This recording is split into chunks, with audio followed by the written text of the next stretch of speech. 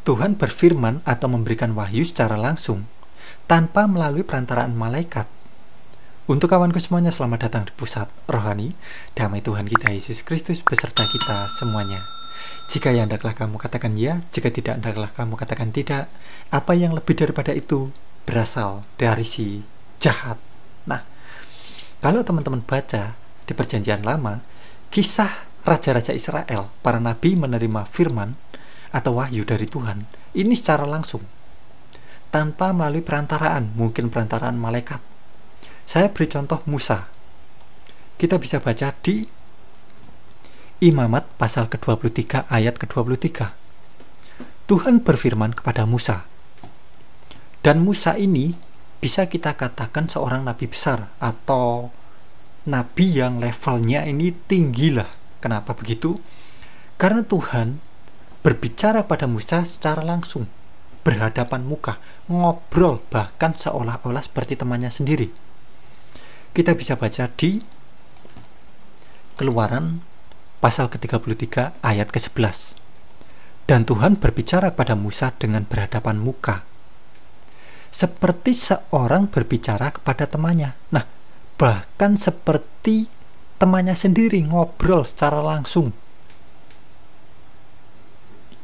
Oke? Tanpa melalui perantaraan. Mungkin perantaraan malaikat. Saya akan berikan contoh lainnya. 1 Raja-Raja pasal ke-17 ayat ke-8.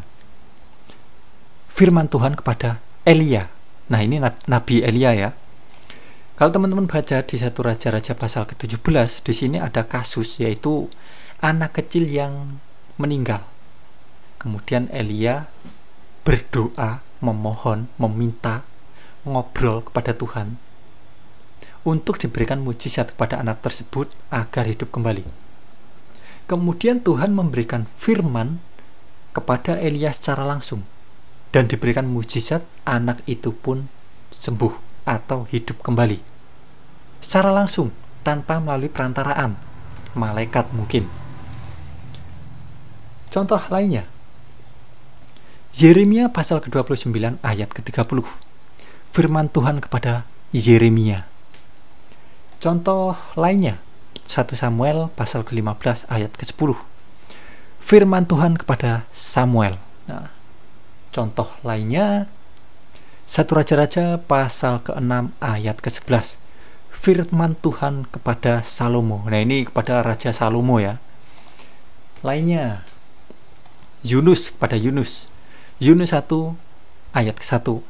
Datanglah firman Tuhan kepada Yunus. Nah, dan ini hanya beberapa contoh. Kalau teman-teman baca di Alkitab, banyak sekali ketika Tuhan berfirman ini secara langsung, tanpa melalui perantaraan, mungkin perantaraan malaikat dan lain sebagainya. Tuh, kenapa kok begitu? Nah, ini mungkin ya. Dan ini perlu dipertimbangkan kalau mungkin ada seseorang yang ngaku-ngaku bertemu malaikat, mungkin mendapatkan firman atau wahyu dari Tuhan. Nah, ini kemungkinan kalau melalui perantaraan dulu, mungkin perantaraan malaikat, ini takutnya mungkin ini bukan malaikat terang, tetapi sebenarnya adalah malaikat gelap, atau yang biasa kita katakan adalah iblis. Nah, loh, kok bisa begitu? Nah, bisa kawan. Contoh 2 Korintus pasal ke-11 ayat ke-14. Di sini sangat jelas dikatakan, hal itu tidak usah mengherankan. Loh, kok gak usah mengherankan? Kenapa? Sebab iblis pun menyamar sebagai malaikat terang. Nah, jadi iblis ini bisa menyamar sebagai malaikat. Jadi untuk mengelabui korbannya.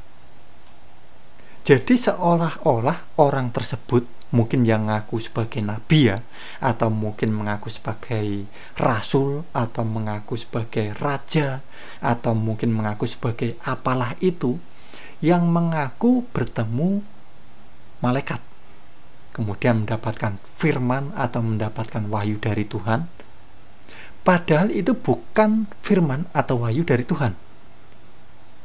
Padahal sebenarnya dari iblis untuk menipu.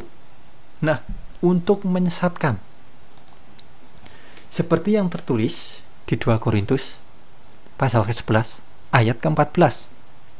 Hal itu tidak usah mengherankan, sebab iblis pun menyamar sebagai malaikat terang. Jadi ini takutnya.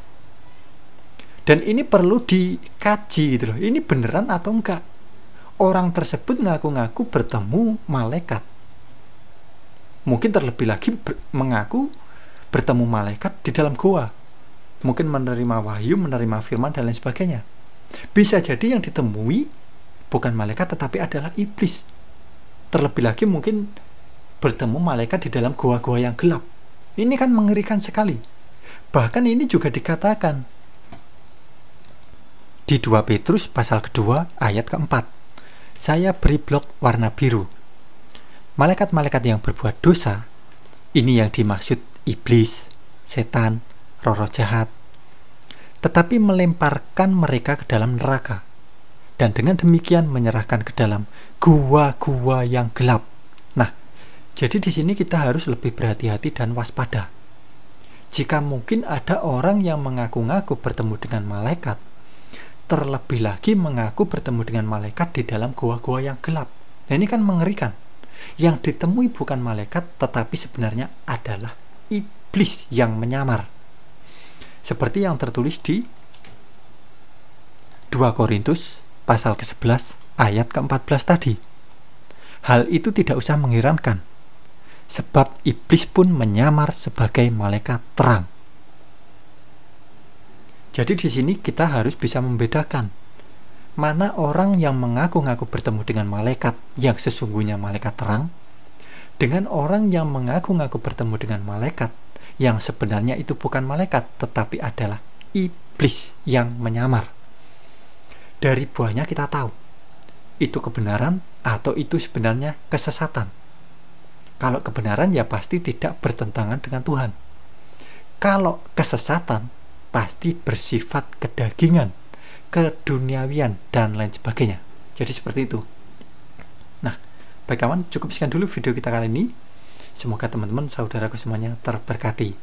Untuk teman-teman yang mungkin baru saja menonton video di channel YouTube Pusat Rohani, bisa dukung kami dengan cara tekan tombol subscribe-nya untuk mendukung channel ini agar terus berkembang dan mewartakan kerajaan Tuhan kita Yesus Kristus.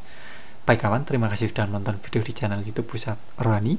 Damai Tuhan kita Yesus Kristus beserta kita semuanya. Terpujilah Tuhan kita Yesus Kristus. Amin.